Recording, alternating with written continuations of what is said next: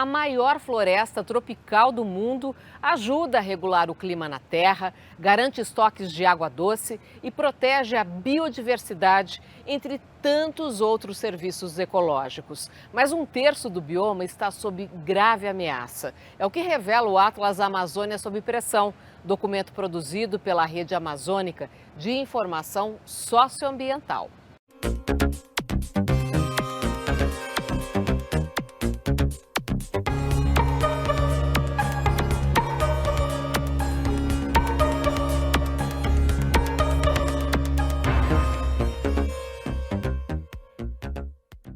Há 13 anos, a RAISG, que é uma rede formada por organizações da sociedade civil de 6 países amazônicos, monitora e analisa as pressões sofridas pela floresta por obras como construção de estradas, hidrelétricas, atividades como agropecuária, mineração e ações como desmatamentos e queimadas. O Atlas Amazônia sob Pressão é o resultado do trabalho de 10 equipes técnicas com pesquisadores dos 6 países envolvidos e traz uma radiografia detalhada da situação atual do bioma.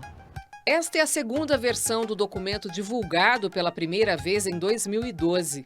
O estudo leva em consideração o período de 2000 a 2018.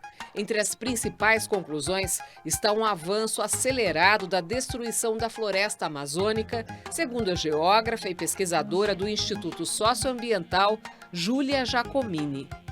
Como é que você resumiria as principais conclusões desse atlas em relação à destruição da Amazônia? Os resultados, eles apontam que nesse período a Amazônia perdeu mais de 500 mil quilômetros quadrados de floresta, o que equivale ao território da Espanha.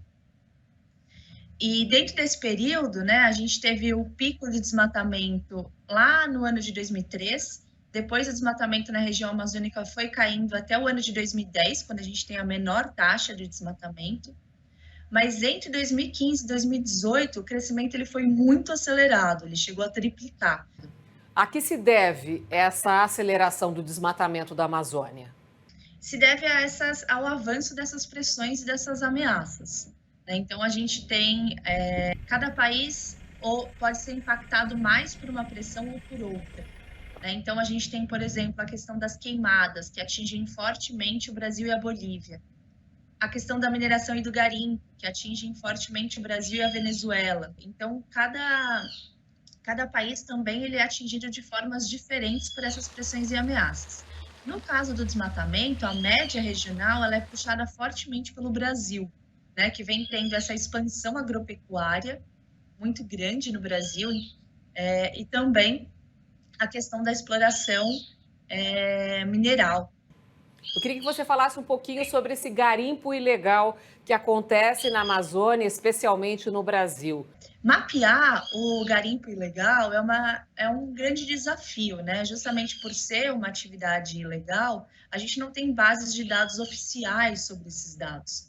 Então, esses dados eles são produzidos pela RAISG e a gente procura apontar que eles são a melhor informação alcançada. Mas no ano de 2020 foram mapeados pela RAISG mais de 4 mil pontos de garimpo ilegal na Amazônia. E para separar o ouro é utilizado o mercúrio, né, que contamina fortemente os rios, os peixes e, consequentemente, as populações ribeirinhas e os povos indígenas que se alimentam desses peixes. Então, é um impacto de longo prazo. Esse documento, esse levantamento, que é um dos mais abrangentes sobre a Amazônia, ele pode servir de base para a produção de políticas públicas de proteção da floresta.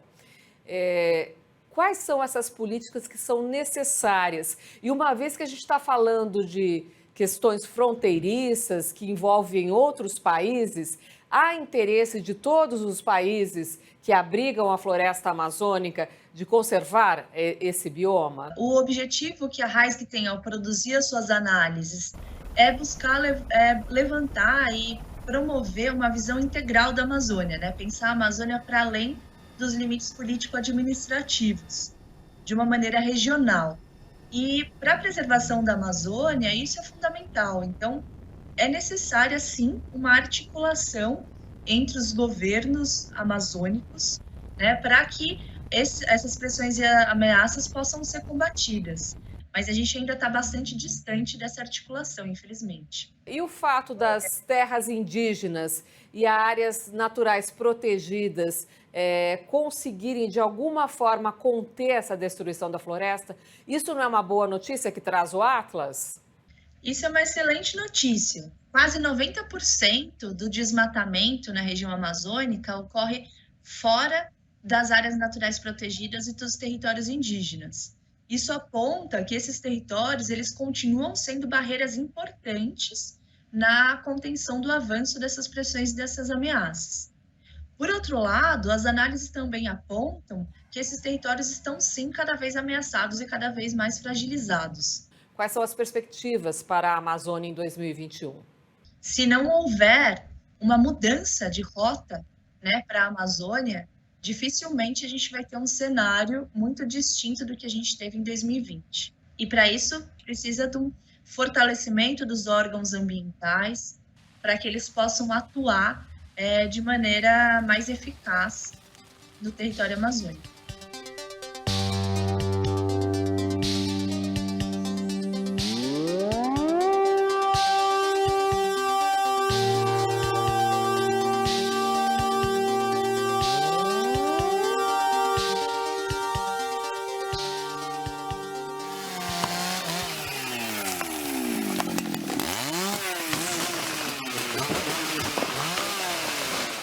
E veja a seguir